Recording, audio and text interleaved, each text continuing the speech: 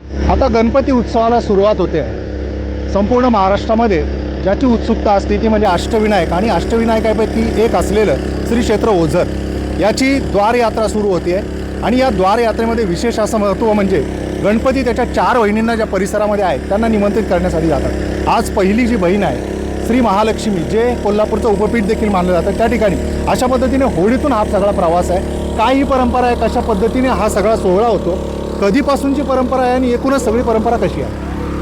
खरं तर ही हजारो वर्षांची ही परंपरा आहे. अष्टविनायकातील प्रमुख स्थान असलेलं श्री क्षेत्र ओझर आणि ओझरची श्री विघ्नेश्वराची द्वार यात्रा आज पहिला दिवस महालक्ष्मी मातेला महालक्ष्मी मातेला न्यायला येतात. खरं तर हजारोंच्या संख्येने भाविक भक्त आपण पाहताय या ठिकाणी येतात आणि दरवर्षी खरं तर भाविकांचं प्रमाण फार मोठ्या प्रमाणात वाढतं.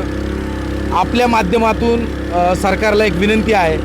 मागच्या काळातही या पुलाचं मंजुरी आलेली होती, त्याला 5 वर्ष गेले. आपल्या माध्यमातून आदरणीय ह्या महाराष्ट्राचे मुख्यमंत्री एकनाथ शिंदेसाहेब पुलासाठी खरं तर प्रयत्न केले पाहिजे. खरं तर मंजूर झालेला हा पूल आहे.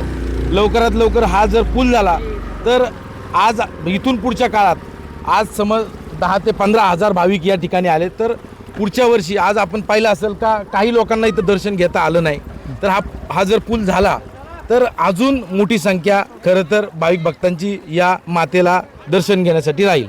तर आपण पाहिलं, माझ्या पाठीमागे आपण जर पाहिलं तर अशा पद्धतीने होडीमधून ही सगळी श्रींची पालखी ही पलीकडे न्यावी लागते. ही जी गैरसोय आहे ती कुठेतरी दूर होण्याची गरज आहे. आणि हा जो सोहळा आहे द्वारयात्रेचा तो अत्यंत मनमोहक असा हा पाणलोट क्षेत्रामधून होताना आम्ही तुम्हाला दाखवण्याचा प्रयत्न केलेला आहे. अविनाश पवार, NDTV मराठी, ओझर, पुणे.